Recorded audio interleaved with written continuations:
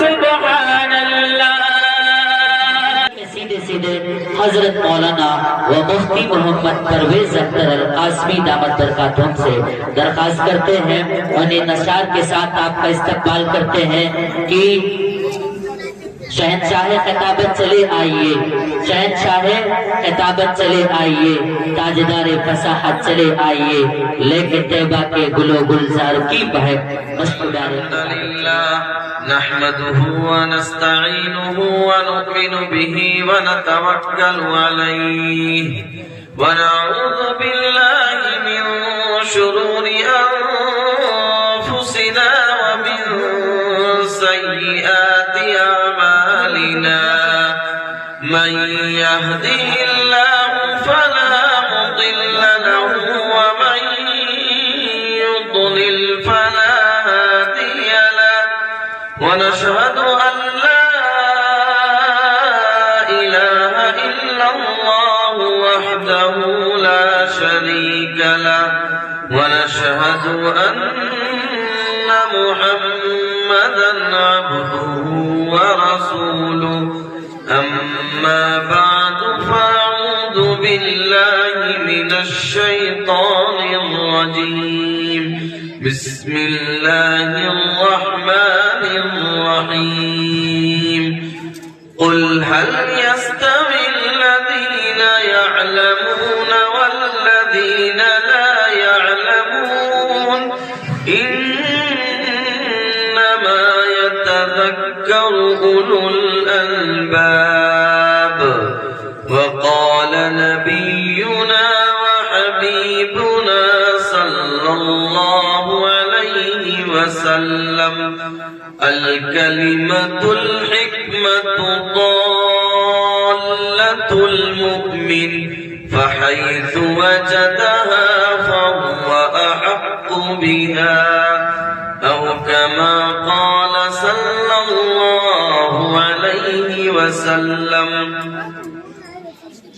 کبھی اے نوجوان مسلم تدبر بھی کیا تو نے، وہ کیا گردوں تھا تو جس کا ہے ایک ٹوٹا ہوا تارا، تجھے اس قوم نے پالا ہے آغوش محبت میں، کچل ڈالا تھا جس نے پاؤں میں تاجے سرے دارا، تجھے آبا سے اپنے کوئی نسبت ہو نہیں سکتی کہ تو گفتار وہ کردار تو ثابت وہ سیارہ، گنوا دی ہم نے جو اسلاف سے میراث پائی تھی، گنوا دی ہم نے جو اسلاف سے میراث پائی تھی، سریا سے زمین پر آسمان نے ہم کو دے مارا، اگر چاہوں تو نقشہ کھینچ کر الفاظ میں رکھ دوں، مگر تیرے تصور سے فضو تر ہے وہ نظارہ، حکومت کا تو کیا رونا کہ وہ ایک عارضی شے تھی، نہیں دنیا کے آئینے مسلم سے کوئی چارہ،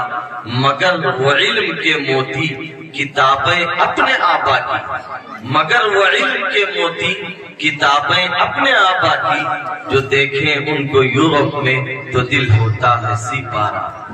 ماشاءاللہ۔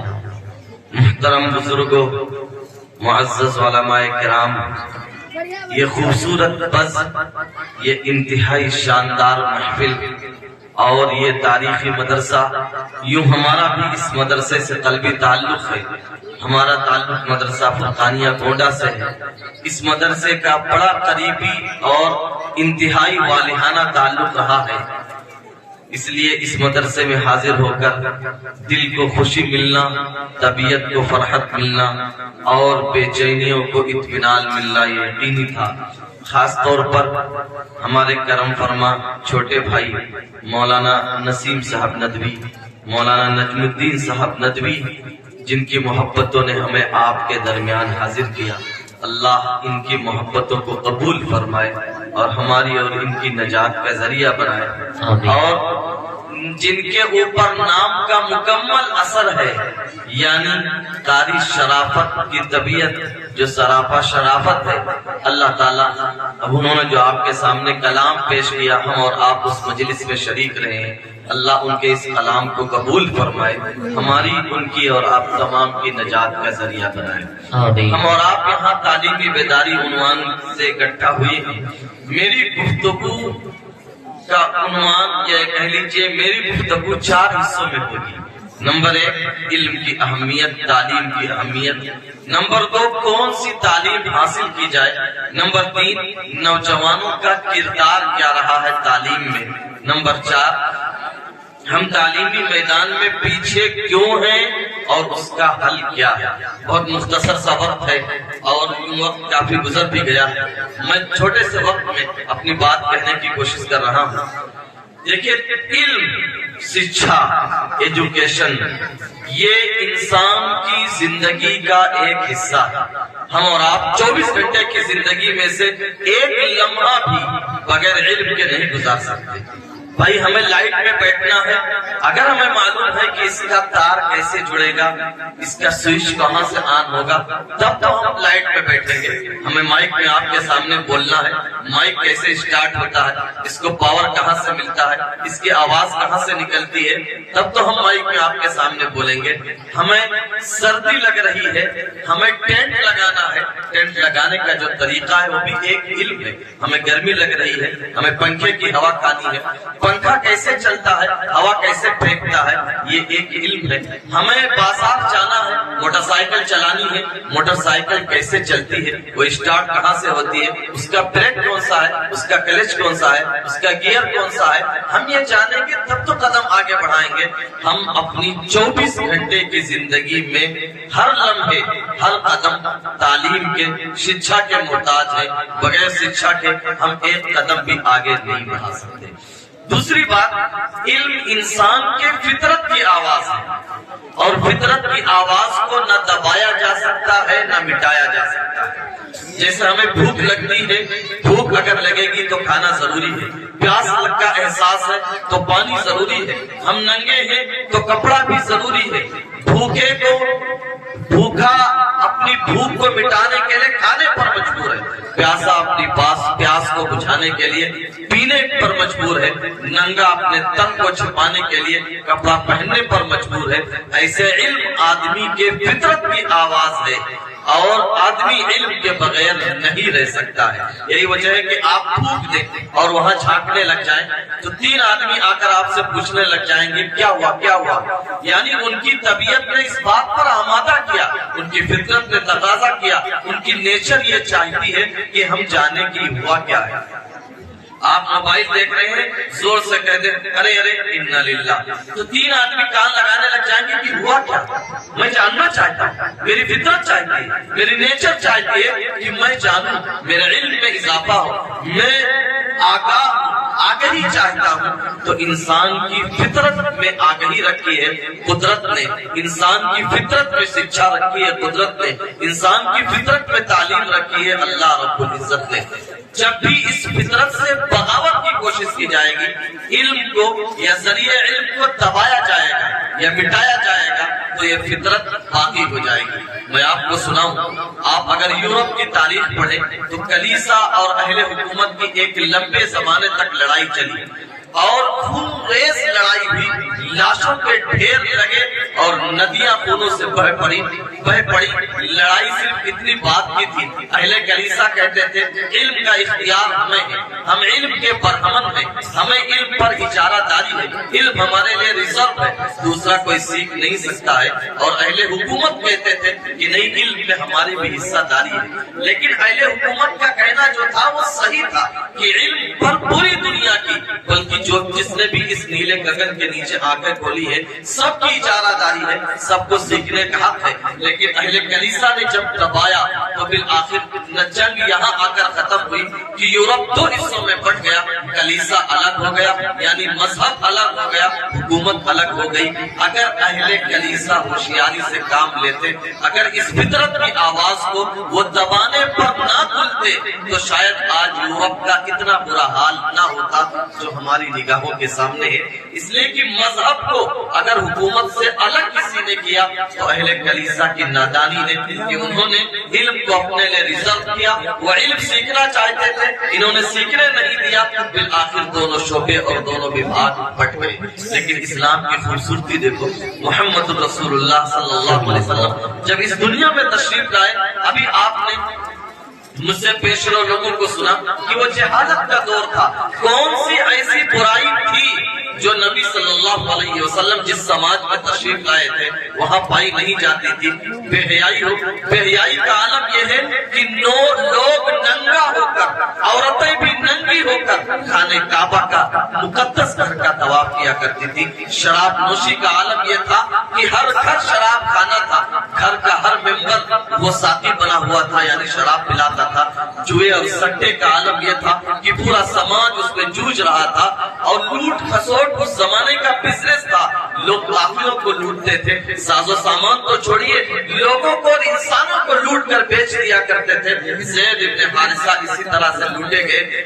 بت پرستی کا عالم یہ تھا کہ عرب سے لے کر چین تک اور چین سے لے کر قیصر و کسریٰ تک شاید کوئی سلطنت، کوئی حکومت وہ اللہ کے علاوہ کی پرستش سے پاک نہیں تھی۔ ایسے دور میں محمد رسول اللہ صلی اللہ علیہ وسلم کو ایک انقلابی پیغمبر بنا کر بھیجا گیا، اور آپ کے ذمہ یہ تھا کہ آپ کو دنیا کی تقدیر بدلنی ہے، آپ کو دنیا کے اندر انقلاب برپا کرنا ہے، آپ کو دنیا کی دھارا کو بدلنا ہے، آپ کو دنیا کے رخ کو چینج کرنا ہے، لوگوں کے سوچنے کا طریقہ بدلنا ہے، لوگوں کے فہم کا انداز بدلنا ہے، لوگوں کے چلنے اور ڈھلنے کا انداز تبدیل کرنا ہے، لوگوں کی تہذیبیں بدلنی ہے، لوگوں کا تمدن بدلنا ہے۔ اسی طرح پوری دنیا کرائم سے، جرائم سے پٹی ہوئی تھی۔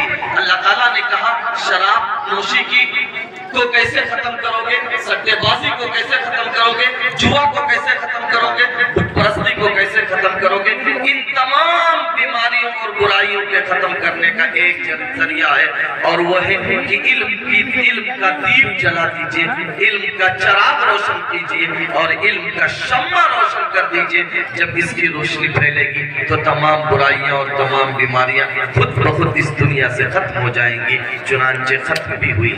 پھر علم کی اس اہمیت کا اندازہ لگائیے۔ میرے پاس وقت نہیں ہے ورنہ میں آپ سے بات کرتا کہ رسول اللہ صلی اللہ علیہ وسلم ہجرت کر کے مدینہ منورہ تشریف لے گئے۔ علم کی چاہت دیکھیے، آپ نے مسجد لی، وہاں گھر بنانا، وہاں مسلمانوں کی ایک عبادت گاہ بنا لی تھی۔ عبادت گاہ کے ساتھ ساتھ وہاں آپ نے ایک انسٹیٹیوٹ کی بنیاد ڈالی، ایک ایجوکیشن سیٹ اپ وہاں آپ نے لگایا، وہاں ایک ادارہ، ایک درسگاہ آپ نے قائم کی، ایک مدرسہ آپ نے بنایا۔ ابھی مسلمانوں کے رہنے کا کوئی انتظام نہیں، ابھی محمد رسول اللہ صلی اللہ علیہ وسلم کے گھر کا کوئی انتظام نہیں، آپ کے تن کا کوئی انتظام نہیں، آپ کے کپڑوں کا کوئی انتظام نہیں، آپ کے کھانے اور پینے کا کوئی انتظام نہیں، لیکن آپ نے اپنے تن کے کپڑوں سے پہلے، اپنے کھانے سے پہلے، اپنے گھر سے پہلے آپ نے مسجد نبوی میں ایک درسگاہ کی بنیاد ڈالی، ایک مدرسے کی بنیاد ڈالی، دنیا کو یہ بتانے کے لیے کہ اس نیلے گگن کے نیچے سر اٹھا کر جینے کو، سر اٹھا کر جینے کا حق اسی کو ہے جو اپنے تن سے زیادہ، اپنے من سے زیادہ، اپنے گھر سے زیادہ تعلیم کو اہمیت دے۔ اللہ اکبر کبیرہ۔ اگر کسی کے پیش نظر یہ ہے کہ گھر بن جائے گا پھر پڑھائیں گے، کاروبار سے لگ جائیں گے، لگ جاؤں گے پھر پڑھائیں گے، جب ہمارے کھانے پینے کا انتظام ہو جائے گا پھر ہم تعلیم کی طرف نگاہ کریں گے، تو یہ دنیا ہماری گردن کو رون کر آگے چل جائے گی، یہ دنیا ہمیں نیچے دبا دے گی۔ ہماری مقدر میں صرف ذلت ہے، صرف کاٹ ہے، اور صرف پنچر بنانا ہے، اس کے علاوہ اور کچھ نہیں۔ اگر ہم اس زندگی میں سر اٹھا کر جینا چاہتے ہیں تو پھر اپنے گھر سے پہلے، اپنے پیٹ سے پہلے، اور اپنے تن کے کپڑے، اپنے تن پر کپڑوں سے پہلے ہمیں تعلیم کا انتظام کرنا ہوگا۔ پھر یہی نہیں، آپ نے اس کی رہنمائی کی۔ رات کے مدرس آپ ہوا کرتے تھے، دن میں نوجوان وہاں پڑھاتے تھے۔ حضرت ابو ہریرہ اس درسگاہ کے اور اس ادارے کے سب سے کامیاب طالب علم تھے، جو اس صفحے کو چھوڑ کر نہیں جاتے تھے۔ بھوک لگتی تھی، ابو ہریرہ بے ہوش ہو جاتے تھے، بچے ابو ہریرہ کے چہرے پر چپل لا کر رکھتے تھے، بچے سوچتے تھے ان کو مرگی آ رہی ہے، بے ہوشی کی بیماری ہو رہی ہے۔ ابو ہریرہ کہا کرتے تھے نادانو، مجھے مرگی نہیں آ رہی ہے، مجھے بے ہوشی کی بیماری نہیں ہے، علم کی چاہت میں، علم کی پیاس میں، علم کے پیار میں، علم کی محبت میں میرا یہ حال ہوا ہے کہ میرے پاس کھانے کو کچھ بھی نہیں ہے۔ پھر ابو ہریرہ وہ ابو ہریرہ ہیں کہ 14.5 صدیاں گزر گئی ہیں، آج جب ابو ہریرہ کا نام آتا ہے تو ہمارا کلیجہ ٹھنڈا ہو جاتا ہے، اس لیے کہ ان کے توسط سے ہمیں علم ملا۔ یہی نہیں، ٹھیک 2 سال کے بعد غزوہ بدر ہوا۔ آپ اندازہ لگاؤ، ایمان والا ذرا سنجیدگی سے اس پر غور کرو۔ رسول اللہ صلی اللہ علیہ وسلم بھی اس وقت مالی حالت اچھی نہیں ہے، مسلمانوں کی مالی حالت اچھی نہیں ہے، غیر مسلموں سے اور دشمنوں سے کچھ مال ملا ہے، اور کچھ دشمن وہ ہیں جو مال دے کر چھوٹ نہیں سکتے ہیں۔ اللہ کے رسول صلی اللہ علیہ وسلم کے دربار سے عجیب فیصلہ آیا، دنیا دنگ رہ جاتی ہے۔ اب اس پر ریسرچ ہو رہی ہے کہ محمد رسول اللہ صلی اللہ علیہ وسلم جیسا علم کا رسیہ شاید اس نیلے گگن کے نیچے آج تک پیدا نہیں ہوا۔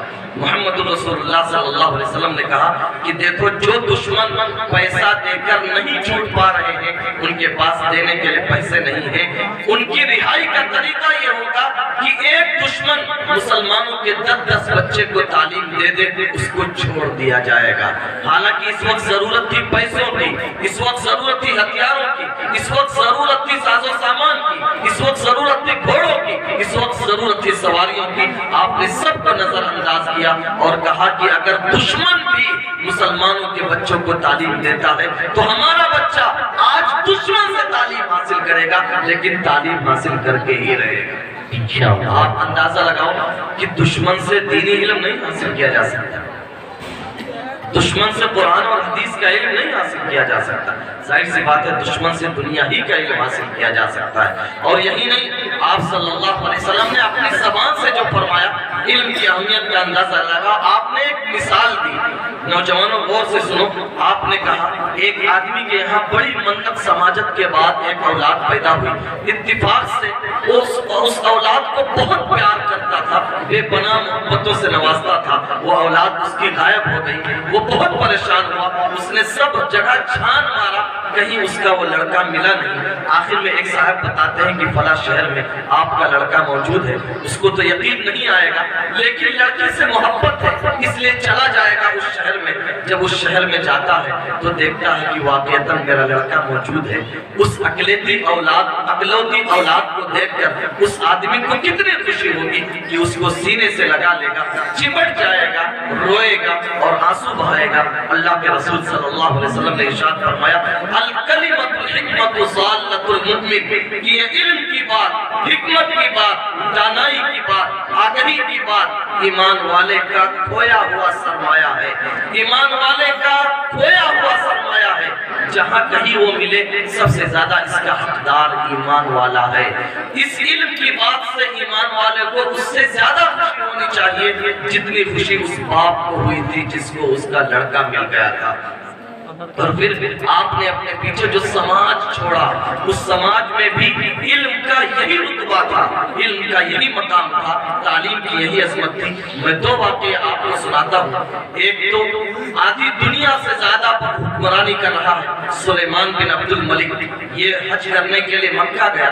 مکہ کے عالم فقیہ ہیں عطا بن ابی رباح، غلامی سے نکل کر آئے ہیں، رنگ سانولا ہے، ناک لمبی ہے، بظاہر شکل و صورت سے بھی بہت اچھے نہیں ہیں، لیکن عالم علم والے ہیں، ان کی زندگی میں تعلیم شکشا ہے، وہ ماسٹر ڈگری ان کے پاس موجود ہے۔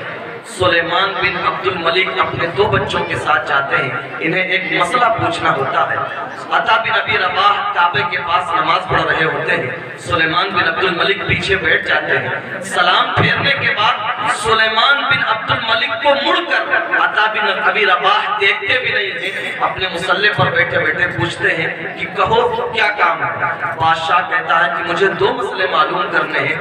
عطا بن ابی رباح نے سلیمان بن عبد الملک کی طرف مڑ کر دیکھا بھی نہیں، دونوں مسئلے بتائے۔ سلیمان بن عبد الملک اپنے بیٹوں کو لے کر چلا، جب وہ چلا تو اس نے کمنٹ کیا کہ میرے بیٹوں، ایک بادشاہ ہونے کے باوجود، آدھی دنیا پر حکمرانی کے باوجود، اگر کسی کے سامنے گھٹنے ٹیکنے پڑ رہے ہیں تو وہ اس لیے کہ سامنے والے کے پاس علم کی دولت ہے، شکشا ہے، تعلیم ہے، تیرے باپ کے پاس تعلیم نہیں ہے، اس لیے تیرا باپ بادشاہ ہو کر بھی گھٹنے ٹیک رہا ہے اس کالے کلوٹے انسان کے سامنے۔ میرے بیٹوں تم علم حاصل کرنا۔ یہ وہ سماج تھا جس کو چھوڑ کر رسول اللہ صلی اللہ علیہ وسلم گئے۔ حضرت امام مالک کا دور ہے، مدینہ میں آپ کا درس ہوتا ہے۔ ہارون رشید نے کہا مجھے الگ سے پڑھا دیا کرو، امام مالک نے کہا یہ نہیں ہو سکتا، میرے درس میں آؤ۔ امام مالک نے کہا مجھے پروٹوکول مل، امام مالک سے ہارون نے کہا مجھے پروٹوکول مل جائے۔ امام مالک نے کہا ایسا نہیں ہو سکتا، جہاں سب پڑھتے ہیں تم بھی آؤ، اسی شان سے آؤ۔ چنانچہ ایک دن جب ہارون رشید اپنے دو بیٹوں امین اور مامون کے ساتھ امام مالک کے درس میں پہنچا ہے تو امام مالک کا درس پھل ہو چکا تھا، اس کو جگہ وہاں ملی جہاں چپل اتارا گیا تھا۔ ہارون رشید امین اور مامون کے ساتھ چپل پر بیٹھ گیا اور امام مالک کا درس سننے لگا۔ امام مالک نے بتا دیا اور دنیا نے دیکھ لیا کہ علم والے کا مقام منبر ہے اور بادشاہ کا مقام وہ چپل ہے جہاں جوتے اتارے جاتے ہیں۔ یہ وہ سماج ہے جس کو رسول اللہ صلی اللہ علیہ وسلم چھوڑ کر گئے ہیں۔ اس اسلام نے اور محمد رسول اللہ نے علم کی اتنی اہمیت دی۔ دوسری بات، علم کون سا؟ ابھی جیسے جناب مولانا عامر صاحب نے اقرا بسم میں کہا، دیکھیں اسلام کا نظریہ ہے اسلام علم کو دین اور دنیا میں نہیں بانٹتا۔ اسلام کہتا ہے کہ اقرا بسم ربک الذی خلق، ہر وہ علم جس میں رب کا تعارف ہو، ہر وہ علم جو اللہ سے ملاتا ہو، ہر وہ علم جو جنت کے راستے کی طرف لے جاتا ہو، ہر وہ علم جو خدا کی یاد تازہ کرتا ہو، وہ علم مفید ہے۔ اور ہر وہ علم جو اللہ کی سب سے منہ مڑوائے، ہر وہ علم جو رسول اللہ کا باغی بنائے، ہر وہ علم جو انسانیت کا دشمن ہو، اس علم کو اسلام سیکھنے سے منع کرتا ہے۔ اسلام علم کو دین اور دنیا میں نہیں بانٹتا، اسلام دنیا علم کو نفع اور نقصان میں بانٹتا ہے۔ جو علم انسانیت کے لیے فائدہ مند ہے، جو علم دنیا کے لیے فائدہ مند ہے، جو علم اللہ کے بندوں کے لیے فائدہ مند ہے، وہ علم سیکھو، اسلام اس کے سیکھنے کی حوصلہ افزائی کرتا ہے۔ جو علم انسانیت کا دشمن ہے، جو علم غریبوں کا دشمن ہے، جو علم نہ جاننے والوں کا دشمن ہے، اس علم سے اسلام منع کرتا ہے، بلکہ نماز کے بعد ہاتھ اٹھا کر اسلام کہتا ہے ایسے علم سے پناہ مانگو جو علم انسانیت کا دشمن ہے۔ اب آپ اندازہ لگاؤ، ہمارے پاس MBBS کی ڈگری ہے، BOMS کی ڈگری ہے، لیکن اگر ہماری کلینک پر ایک غریب اس لیے مر جاتا ہے کہ اس کے پاس فیس دینے کے پیسے نہیں ہیں تو لعنت ہے ایسی ڈگری پر، لعنت ہے ایسے میڈیکل سائنس پر، اور لعنت ہے ایسے ڈاکٹروں پر۔ اگر ہمارے پاس انجینئرنگ کی ڈگری ہے لیکن ایک غریب کا گھر اس لیے گزر جاتا ہے کہ ہم چاہتے تو اس کی مدد ہو جاتی، اس کا نقشہ پاس کرا دیتے، نقشہ بنا دیتے، ہم نے اس لیے بنا کر نہیں دیا کہ اس کے پاس پیسے نہیں تھے، تو لعنت ہے ایسی انجینئرنگ پر، لعنت ہے ایسی ڈگری پر۔ اگر ہمارے پاس بہت بڑی ڈگری ہے، ہم MBA کر کے آئے ہیں یا ہم اگر سول سروسز سے آئے ہیں، دیکھو اس زمانے میں کیا ہوتا ہے، بھائی بہت اچھا تھانے دار آیا، کیوں تھانے دار کیوں اچھا ہے؟ وہ رکشہ والوں کو مارتا ہے، ٹھیلا الٹ دیتا ہے، جیپ اور اس کے آٹو کے پائدان توڑ دیتا ہے۔ وہ علم سیکھ کر آیا تو اس کی لاٹھی غریبوں پر برس رہی ہے۔ لعنت ہے ایسے علم پر۔ تجھے مافیاؤں سے ٹکر لینا چاہیے، ان کی آنکھوں میں آنکھیں ڈال کر بات کرنی چاہیے تو پتہ چلتا کہ نہیں تیرا یہ علم مفید ہے۔ ایک آدمی بہت اعلیٰ ڈگری لے کر آیا ہے، سڑک کے کنارے غریب نے دکانیں لگا رکھی ہیں، پوری اجڑوا دی، اور جن مافیاؤں نے کئی سو بیگھے زمین قبضہ کر رکھی ہے ان کے سامنے سلامی دے رہے ہیں۔ تو یہ علم نہیں ہے، یہ علم کے نام پر دھبا ہے، انسانیت کے دشمن ہے۔ غرضے کی میرے کہنے کا مقصد یہ ہے کہ جو علم انسانیت کے لیے مفید ہو اس علم کے حاصل کرنے کی اسلام ترغیب دیتا ہے۔ جو علم انسانیت کے لیے دشمن ہو، جو علم انسانیت کو نقصان پہنچائے، اسلام اس سے منع کرتا ہے، منع ہی نہیں اس سے پناہ چاہتا ہے۔ لیکن بہرحال علم میں سب سے افضل درجہ قرآن اور حدیث کا ہے، اس لیے کہ کوئی نبی انجینئرنگ سکھانے کے لیے نہیں آیا، کوئی نبی یہ بتانے کے لیے نہیں آیا کہ گنا ایسے بویا جائے گا، کوئی نبی یہ کہنے کے لیے نہیں آیا کہ کھیت ایسے کاٹنا ہے، کوئی نبی یہ بتانے کے لیے نہیں آیا کہ بلڈنگ ایسے بنانی ہے، کوئی نبی یہ بتانے کے لیے نہیں آیا کہ انجیکشن ایسے لگانا ہے، کوئی نبی یہ بتانے کے لیے نہیں آیا ہے کہ آپ کو چھت اس طرح سے ڈالنی ہے۔ جو بھی نبی آیا وہ بندوں کو اللہ سے ملانے کے لیے آیا، اور قرآن اور آخر میں جناب محمد رسول اللہ صلی اللہ علیہ وسلم بندوں کو اللہ سے ملانے کے لیے آئے، اور اس ملانے میں جو چیز کارگر ہو سکتی تھی وہ ہے قرآن۔ قرآن کو لے کر آئے، اس لیے سب سے بہتر علم قرآن کا ہوگا۔ ہم سارا علم پڑھیں لیکن قرآن نہ، ہم نے 6 سال لگا کر MBBS کیا، 4 سال لگا کر BMS کیا، ہم نے سب کچھ پڑھ لیا، لیکن اگر ہمیں سورہ فاتحہ یاد نہیں ہے کہ ہم ایک نماز صحیح پڑھ سکیں، اگر ہمیں اتنا قرآن نہیں آتا کہ اپنے باپ کا جنازہ پڑھ سکیں، اگر ہمیں اتنی دعائیں نہیں یاد آتی کہ اپنی ماں کے جنازے پر کھڑے ہو کر اس کی مغفرت کی دعا کر سکیں، تو ان ڈگریوں میں آگ لگا دو، بھسم کر دو، جلا دو۔ یہ ڈگریاں کسی مقصد کی نہیں ہے، یہ ڈگریاں اس لیے تھیں کہ آپ ان ڈگریوں کے سہارا، ان ڈگریوں کا سہارا لیتے، اللہ تک پہنچنے کی کوشش کرتے، رسول اللہ تک پہنچنے کی کوشش کرتے، آخرت تک پہنچنے کی کوشش کرتے۔ تو بہرحال علم سب مفید ہے جو انسانیت کے لیے مفید ہو، لیکن ان میں اول درجہ قرآن اور حدیث کا ہوگا۔ جو اس کے ساتھ آگے بڑھتے ہیں مبارکباد کے مستحق ہیں، میں نہیں کہنا ہوں مبارکباد کے مستحق ہیں، جو قرآن اور حدیث کے ساتھ بڑھتے ہیں، فرشتے ان کو روک کر کہتے ہیں رکو، قدم بعد میں رکھنا، ہم پہلے بچھائیں گے۔ چنانچہ فرشتوں کے پر پہلے بچھتے ہیں اور وہ قدم بعد میں رکھنا۔ یہ احساس اللہ دنیا میں کرتا ہے، آخرت میں جو کرے گا وہ کرے گا ہی۔ تیسری چیز میری آج کی گفتگو کا عنوان نوجوانوں کا علم میں کردار۔ اگر آپ غور کریں اس بات پر کہ رسول اللہ صلی اللہ علیہ وسلم کی زندگی میں نوجوانوں کو بڑی اہمیت تھی، طور پر اگر کوئی ہوا کرتے تھے تو نوجوان، آپ اندازہ لگاؤ کوئی ذمہ داری دینے کا آپ صلی اللہ علیہ وسلم کے یہاں جو اصول تھا وہ 3۔ نمبر 1 اسلامی احکام اور شریعت سے کون زیادہ واقف ہے۔ نمبر 2 سورتیں کس کو زیادہ یاد ہیں کہ وہ نماز پڑھا سکے۔ نمبر 3 دین سے دلچسپی اور دین کے لیے ولولہ اور جوش کس کے اندر زیادہ ہے۔ عام طور پر یہ تینوں شرطیں نوجوان پورا کرتے تھے، اس لیے رسول اللہ صلی اللہ علیہ وسلم کے ارد گرد نوجوان ہی رہا کرتے تھے۔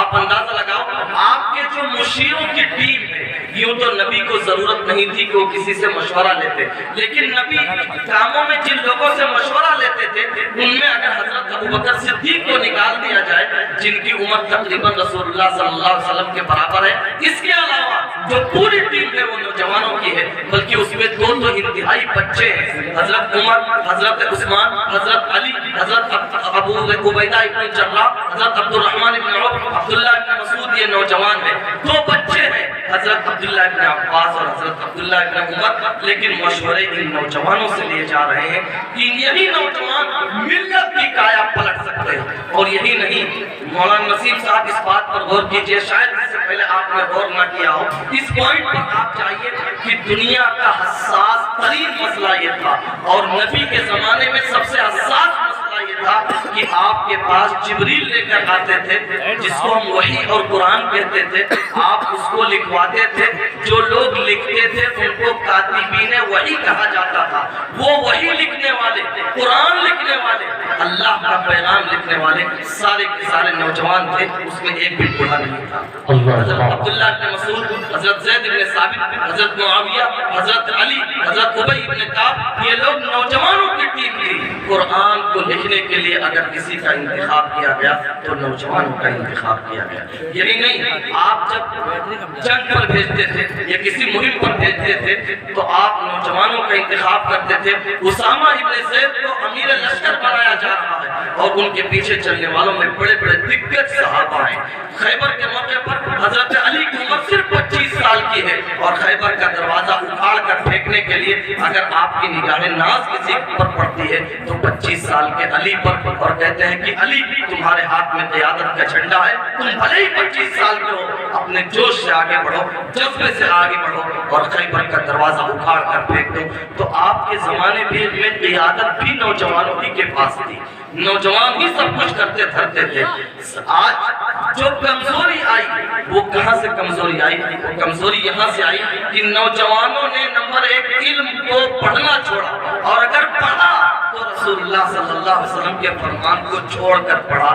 اس لیے اب آپ کے پاس اگر تھوڑا بہت علم آیا بھی تو وہ قیادت نہیں آئی جو جناب محمد رسول اللہ صلی اللہ علیہ وسلم نے نوجوانوں کو دی تھی۔ پھر آپ اندازہ لگاؤ، وہ عرب جس پر حکمرانی کرنے کے لیے کوئی تیار نہیں تھا، صرف 15 سے 20 سال میں ان نوجوانوں نے اٹھایا پلٹی ہے کہ 3 بر اعظموں پر حکومت کی ہے۔ اور پھر وہ چلتے چلتے وہ دور آیا ہے، دور عروج، بغداد کا دور۔ ان نوجوانوں نے پوری دنیا کی دھارا بدل دی، دنیا کے سوچنے اور سمجھنے کا طریقہ بدل دیا۔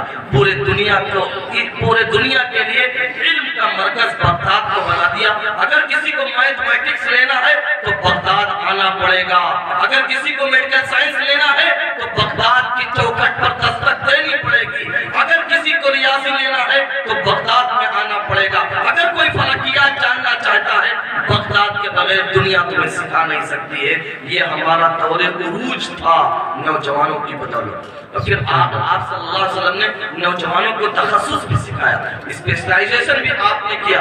آپ کو معلوم ہونا چاہیے کہ حضرت زید بن ثابت یہ میتھمیٹکس کے ماہر مانے جاتے تھے۔ آپ صلی اللہ علیہ وسلم نے ان کو الگ ایک وبھاگ دے دیا کہ تم فرائض کے یعنی ترکے کے مسائل بتاؤ گے، جوڑو اور کاٹو گے۔ زید بن ثابت اپنے زمانہ میں مولانا عمران صاحب 5 زبانوں کے ماہر تھے، عربی، فارسی، حبشی، یونانی اور عبرانی اس وقت کی مضبوط ترین زبان مانی جاتی ہے۔ زید بن ثابت نے صرف 15 دن میں مہارت حاصل کی تھی تاکہ آپ صلی اللہ علیہ وسلم کے پاس جو خطوط آتے ہیں میں اس کا ٹرانسلیشن کر سکوں، یہودی کوئی دھوکہ نہ دے سکے۔ آپ نے ان کو یہ شعبے دیے۔ حضرت معاذ کا ذہن حلال حرام کی طرف جاتا تھا، آپ نے کہا حلال حرام کا علم معاذ ابن جبل کے سے لینا ہے۔ شعبے تجوید میں ذہن چلتا تھا ابی ابن کعب کا، آپ نے کہا کہ ابی ابن کعب سے شعبے تجوید میں داخلہ لو اور ان سے تجوید کے مسائل اور قرآن کے مسائل سیکھو۔ تو رسول اللہ صلی اللہ علیہ وسلم نے نوجوانوں کو آگے بڑھایا۔ نوجوان اپنے قدم پر کھڑے ہوئے تو پوری دنیا کی کایا پلٹ دی۔ اس لیے نوجوانوں، دنیا تمہیں دیکھ رہی ہے، دنیا مایوس نہیں ہے، یہ امت بھی مایوس نہیں ہے، اس امت کی مائیں باج نہیں ہوئی ہے۔ بڑھیے بڑھیے آگے بڑھیے، آج پھر قیادت آپ کے ہاتھ میں ہوگی۔ آخری بات 5 سے 7 منٹ ہو، 10 15 20 منٹ۔ ایک آخری بات جو میری تقریر کا عنوان تھا وہ یہ کہ ہم علم میں، شکشا میں پیچھے کیوں ہیں؟ مسلمانوں اب جب کام کی بات بتانے لگے تو ہمارے نوجوان اٹھنے لگے۔ ہم پیچھے کیوں ہیں اس پر غور کرو۔ اس کی 4 بنیادی وجہ ہیں، میں آپ کے سامنے بہت جلدی سے ذکر کرنا چاہتا ہوں۔ سب سے پہلی وجہ ہے ہماری بے توجہی۔ جیسا بھی مولانا عمران صاحب عامر صاحب نے بات کہی کہ اس 21ویں شتابدی میں اگر مسلمانوں کو یہ بتانا پڑے کہ تم پڑھو تو انہیں زہر کھا کر مر جانا چاہیے، پھانسی لگا لینا چاہیے۔ کہ 21ویں شتابدی میں ہمیں کہنا پڑے کہ نہیں تم پڑھو، آگے بڑھو، تعلیم حاصل کرو، تم اپنے آپ کو ایجوکیٹڈ بناؤ، یہ کہنا پڑے 21ویں صدی میں۔ دیکھو ہمارے پیچھے رہنے کی سب سے بڑی وجہ ہے بے توجہی۔ ہم اس 21ویں صدی میں بھی علم سے بے توجہ غافل ہیں۔ ہمارا مزدور طبقہ سوچتا ہے غریبوں کا کہ بچہ بڑا ہو گیا کیا کرے گا اسکول، جا بھائی پتھر پھوڑ، کسی دکان میں گلاس دھل، کسی ہوٹل میں ٹیبل صاف کر، کسی ہوٹل میں پلیٹ صاف کر، کسی کے یہاں گارا مٹی کا کام کر لے گا، 100 روپے کمائے گا تو چولہا جل جائے گا۔ یہ غریبوں کا رجحان ہے۔ جو تجارت والا ہے وہ سوچتا ہے ہائی اسکول تو کر لیا، جوڑ لیتا ہے، حساب جوڑ لیتا ہے، اور اس نے جو ہے انٹر تو کر لیا، اب آگے پڑھانے کا فائدہ کیا ہے؟ 5 سال پڑھاؤں گا، 10 سال اور پڑھاؤں گا، ارے 10 سال میں اتنا کما لیا۔ اس لیے جو تاجر حضرات ہیں، جو بزنس مین حضرات ہیں، وہ کہتے ہیں پڑھنے کی ضرورت نہیں۔ جو مالداروں کا طبقہ ہے ان کی اولاد کو دیکھ لیجئے، ہاتھ میں بائک ہے، لمبی لمبی سگریٹیں ہیں اور مہنگے سے مہنگا موبائل ہے، ہر چوراہے پر آپ کو بیٹھے ہوئے ملیں گے۔ باپ کہاں ہے؟ سعودی میں، دبئی میں۔ باپ کہاں ہے؟ وہ امریکہ میں ہے، باپ برطانیہ میں ہے، باپ بہت بہت بڑے بڑے ملکوں میں کما رہا ہے اور بیٹا یہاں ان پیسوں کو سگریٹ کے دھوئیں میں اڑا رہا ہے. یہ ہماری بے توجہی کا عالم ہے. اس بے توجہی سے ہم کیسے نکلیں؟ ذمہ داری مولانا نصیب صاحب کی ہے اور ہم تمام صاحب کی ہے.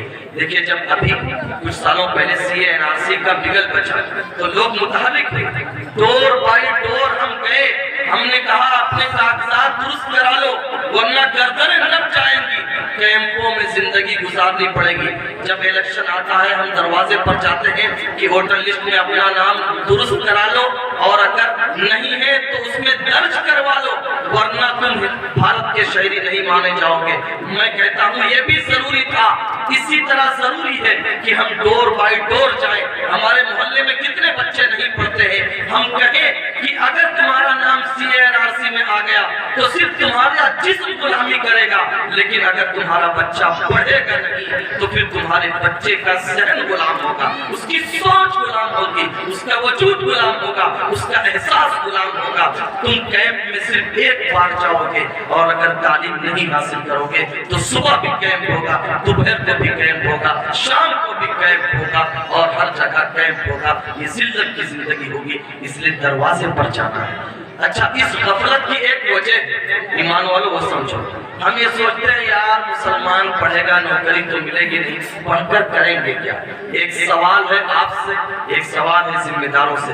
کسی آسمانی کتاب نے, کسی نبی نے, قرآن کی کسی آیت نے, حدیث کی کسی روایت نے کہیں یہ کہا ہو کہ پڑھنے کا مقصد ہے نوکری؟ کہیں لکھا آپ نے دیکھا ہے؟ نہیں. اس علم اس لیے حاصل نہیں کیا جا سکتا کہ نوکری ملے گی.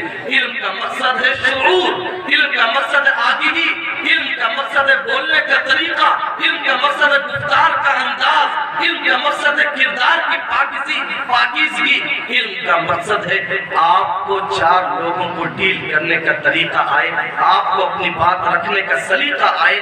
علم کا مقصد ہے کہ آپ چلیں تو احساس ہو کہ پڑھا لکھا آدمی جا رہا ہے, آپ بولیں تو آپ کی زبان سے سچا جھڑے, جب آپ کھڑے ہوں کہیں تو دیکھنے والا محسوس کرے کہ کوئی ایجوکیٹڈ آدمی کھڑا ہے. اس لیے تعلیم ہے, نوکری کے لیے تعلیم نہیں ہے. نوکری مل جائے تو بہت اچھی چیز ہے, نہ ملے کوئی دقت نہیں. ہمارے آنگن میں ایک درخت ہے آم کا, وہ صرف پھل ہی نہیں دیتا ہے, پھل دیتا ہے, ہوا دیتا ہے, آکسیجن دیتا ہے اور چڑیوں اور پرندوں کو پناہ دیتا ہے, سایہ دیتا ہے. کیا آم کا درخت پھل دینا بند کر دے تو اس کو ہم کاٹ دیں گے؟ نہیں. اگر پھل نہیں بھی دیتا ہے تو اور بھی تو سایہ دیتا ہے, آکسیجن دیتا ہے, گندگیوں کو دور کرتا ہے, پرندوں کے لیے وہ ٹھکانہ ہے. تو اگر پڑھ کر نوکری نہ بھی ملے, جب بھی علم کا بہت فائدہ ہے. اس لیے کبھی یہ سوچ کر تعلیم نہیں حاصل کرنا ہے کہ تعلیم کا مقصد ہے نوکری. نوکری ملے اچھی بات ہے, قسمت ہوگی مل جائے گی, کوشش کریں گے اور کوشش جو کرتا ہے کامیابی ملتی ہے. نہ بھی ملے تو مایوس نہیں ہوتا ہے. علم اپنے آپ میں ایک دولت ہے نہ چھیننے والی. آپ نے سنا ہوگا کہ دکانیں جل جاتی ہیں, آپ نے یہ بھی دیکھا ہوگا کہ بستیوں میں آگ لگ گئی, آپ نے یہ بھی دیکھا ہے کہ بستیوں کو توڑ دیا گیا, آپ نے یہ بھی دیکھا ہے کہ مکانوں کو اجاڑ دیا گیا. لیکن آپ نے کبھی نہیں سنا ہوگا کہ میرے پاس علم تھا اور فلاں نے میرا علم چھین لیا, میرے پاس شکشا کی دولت تھی اور لوگوں نے اس کو چھین لیا. نہیں, یہ وہ ایسی دولت ہے جس پر کوئی حملہ نہیں کر سکتا. دوسری وجہ, ہمارے پیچھے رہنے کی دوسری وجہ ہے ہماری فضول خرچی. برتھ ڈے پر ہم خرچ کریں گے, اینیورسری پر ہم خرچ کریں گے, ختنہ پر خرچ کریں گے, عقیقہ پر خرچ کریں گے, منگنی پر خرچ کریں گے, سگائی پہ خرچ کریں گے, شادی پہ خرچ کریں گے, ولیمہ پہ خرچ کریں گے. کہیں گے کہ بھائی بچے کو اچھی تعلیم دے دو, تو پیسے کہاں؟ ہم غریب لوگ فاتحہ پہ خرچ کریں گے, روز کل کی چادر چڑھائیں گے, بچوں کو تعلیم دے دو, ہمارے پاس پیسے کہاں ہیں؟ ہم سودی قرض لے کر اپنا برتھ ڈے مناتے ہیں, سودی قرض لے کر اینیورسری مناتے ہیں, سودی قرض لے کر ہم بچی کا نکاح کرتے ہیں, سودی قرض لے کر ہم اپنا ولیمہ کرتے ہیں. لیکن جب بچوں کی تعلیم کا موقع آتا ہے تو سانپ سوکھ جاتا ہے. یہ فضول خرچیاں, یہ دکھاوے, یہ پہناوے, یہ جو جب سے وہ آئے نا برانڈ, گھڑی ہے تو ایپل کی، موبائل ہو تو ایپل کا 3 کیمرہ دکھے یا وہ ایپل کا سیمبل ہے وہ دکھے، جوتا ہو تو ایڈیڈاس کا، اور موزہ ہو تو فلانے کا، چٹی ہو تو فلانے کی. یہ جو دکھاوے میں گئے انہوں نے کبھی اپنے بچوں کو پڑھا نہیں پایا.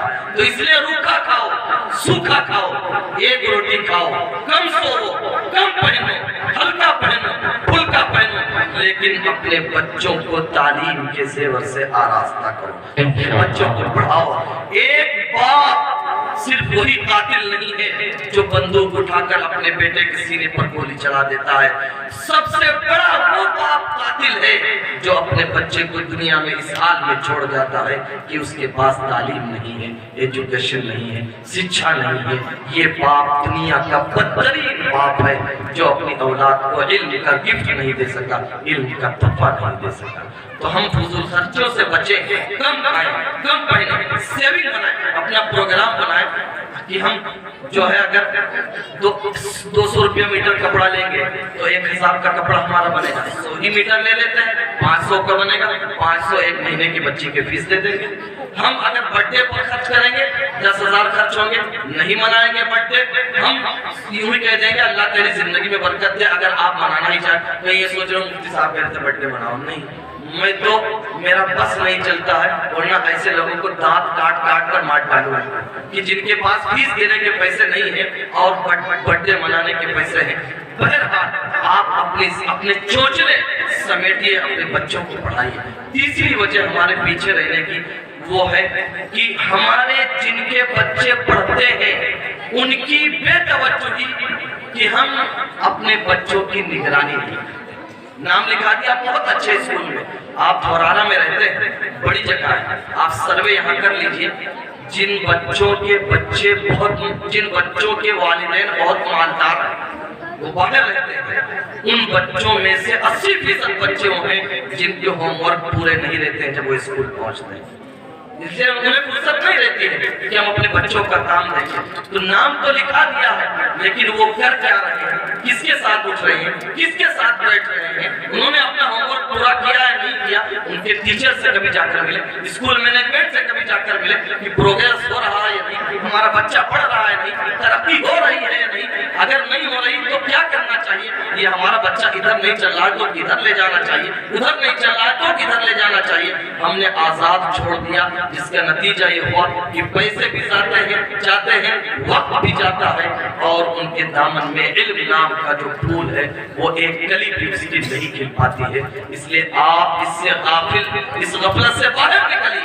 اگر بچے کو پڑھا رہے ہیں تو پورے چست ہو جائیے، ان کی اخلاقی بھی نگرانی کیجیے، تعلیمی بھی نگرانی کیجیے. دیکھیں جب آپ نے تعلیمی نگرانی چھوڑی تو آٹومیٹکلی اخلاقی نگرانی چھوٹ گئی. اس کا نتیجہ یہ ہوا کہ نوجوان بچی جب کمرے میں بیٹھ کر ہوم ورک کرتی ہے. میں یہاں ایک بات اور آپ کے سامنے کہہ دوں ذمہ داری سے، اور انتہائی مضبوط ترین بات، ہمارا آج کا ہر لڑکا، ہر لڑکی، غور سے سنو میری ماں اور بہنوں بھی، ہر لڑکا، ہر لڑکی 2 ایمان کے قاتلوں کے بیچ میں کھڑا ہے. ایک اس کا ایمان کا قاتل ہے موبائل اور انٹرنیٹ، دوسرے ایمان کا قاتل ہے اس کے اسکول کا سلیبس مینجمنٹ اور اس کے ٹیچرز. ان دونوں میں چونکہ مائک پر بہت کھول کر نہیں بول سکتا، لیکن یہ سنیے، یہ حقیقت ہے. 2 ایمان کے قاتلوں کے بیچ میں کھڑا ہے. وہاں جو کچھ پڑھتا ہے وہ سارا مواد اسلام کے خلاف ہے، محمد رسول اللہ کے خلاف ہے. یہاں جو کچھ وہ دیکھتا ہے وہ سارا کا سارا مواد اسلام کے خلاف ہے. یہ بیچ میں کھڑا ہے، کنفیوز ہے کہ ادھر بھی وہی، ادھر بھی وہی، آخر میں جاؤں تو کہاں جاؤں. اگر باپ اور ماں آگے بڑھ کر اس کا ہاتھ تھام لیں گے اور اسلامی تہذیب اس کو بتا دیں گے تو وہ بچ جائے گا.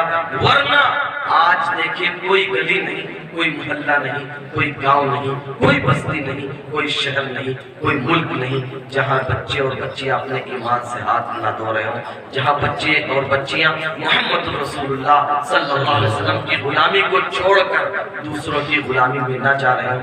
اس لیے آپ کا فریضہ بنتا ہے کہ آپ ان کی نگرانی کریں اگر آپ نے پڑھائی کے لیے آگے بڑھایا ہے. بہت جلدی آخری بات کہ ہم تعلیم میں پیچھے ہیں، اس کی چوتھی وجہ، اگر مانے، میں نہیں مانتا، اگر آپ مانے تو تعلیم میں پیچھے رہنے کی چوتھی وجہ ہماری غریبی. ہم کسی سے جا کر کہتے ہیں کہ بھائی اپنے بچے کو مدرسے میں ڈال دو، اسکول میں ڈال دو، تو وہ کہتا ہے جی ہمارے پاس فیس نہیں ہے۔ مولانا نصیر صاحب پہنچ رہے ہیں کہ جی ہمارے یہاں فیس بھی نہیں ہے، ہم مدرسے میں فری میں پڑھائیں گے۔ تو وہ کہتا ہے میرا بچہ روزانہ 200 روپے کماتا ہے، میرا چولہا چلتا ہے، اگر یہ چلا جائے گا تو کما کر کون دے گا؟ تم فیس تو نہیں دو گے لیکن کما کر کون دے گا؟ تو یہ ایک مجبوری، غریبی، غربت بھی ہمارے پیچھے رہنے کی وجہ ہے، لیکن غریبی نہیں ہے۔ یہی وہ غریب انسان جب اس کے یہاں شادیاں ہوتی ہیں تو دیکھو ناچ کیسی ہوتی ہے، ڈی جے کیسے بجتے ہیں، اور پھر اس کے یہاں رسم و رواج اور خرافات کا ایک سلسلہ چلتا ہے۔ اب پیسے کہاں سے آئے؟ اب کہاں سے کما کر لے کر آئے؟ بچے کو پڑھاتے وقت نانی مر رہی تھی، روح نکل رہی تھی، اب پیسے کہاں سے آ گئے؟ اگر ہے غریبی تو اس کا حل 3 مرحلوں میں پیش کرتا ہوں۔ سب سے پہلا حل وہ ہے جو محمد رسول اللہ صلی اللہ علیہ وسلم نے نبوت سے پہلے اپنے چچا ابو طالب کے سامنے پیش کیا تھا۔ آپ کے چچا ابو طالب غریب تھے، دوسرے چچا حضرت عباس بہت مالدار تھے۔ ایک دن اللہ کے رسول صلی اللہ علیہ وسلم نے عباس سے کہا کہ چچا جان چلے ہم ابو طالب کا بوجھ ہلکا کرتے ہیں۔ یہ دونوں گئے حضرت ابو طالب کے پاس۔ ایمان والوں پوائنٹ کی بات سنو، پتہ نہیں تھورارا والوں کو میری بات پسند نہیں ہے یا میری بات سمجھ میں نہیں آ رہی ہے کہ جو ایک اٹھنے کا اور بیٹھنے کا سلسلہ ہے وہ اب تک ختم نہیں ہوا ہے۔ حالانکہ میں سمجھ رہا ہوں کہ یہ میرے کام کی بات ہے، ہو سکتا ہے آپ کے کام کی بات نہ ہو، لیکن میرے کام کی بات ہے۔ بہرحال رسول اللہ صلی اللہ علیہ وسلم حضرت عباس کو لے کر جب حضرت ابو طالب کے گھر پہنچے تو حضرت ابو طالب سے یہ نہیں کہا کہ میں آپ کو کچھ پیسے دینا چاہتا ہوں۔ ابو طالب سے کہا چچا جان میں آپ کی مدد کرنا چاہتا ہوں۔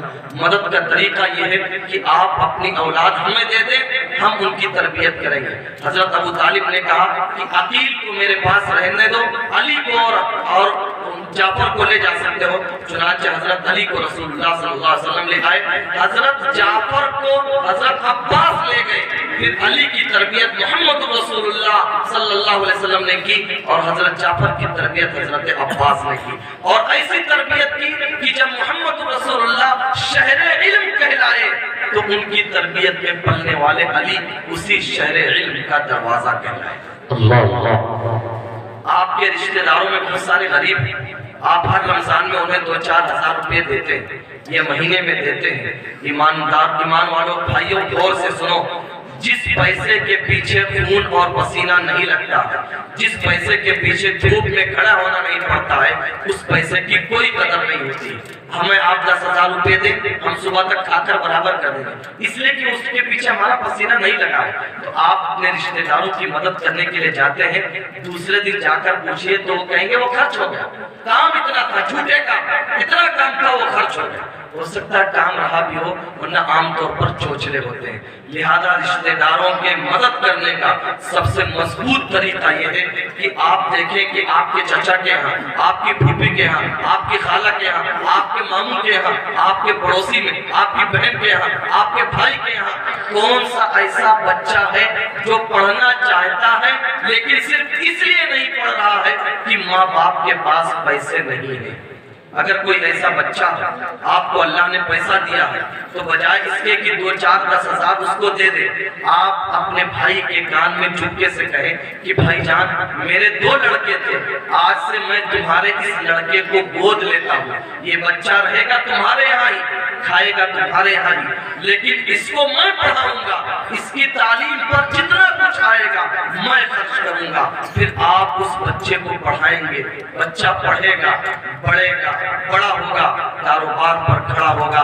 آپ نے صرف ایک بچے کی مدد نہیں کی ہے، آپ نے ایک نئی جنریشن تیار کر کے میدان میں اتار دی۔ یہ رشتہ دار کی مدد کا سب سے مضبوط طریقہ ہے۔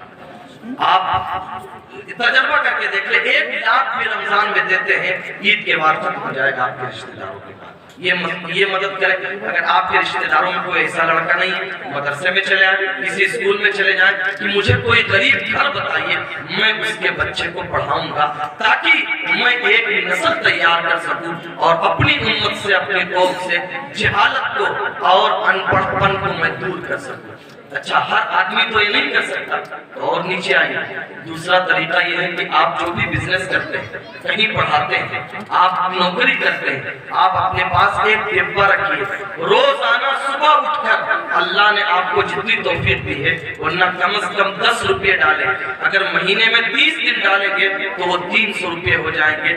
ان 300 روپیوں کو آپ کو کسی بیمار کو نہیں دینا ہے، کسی کو لاچار کو نہیں دینا ہے، کسی بھوکے اور ننگے کو نہیں دینا ہے۔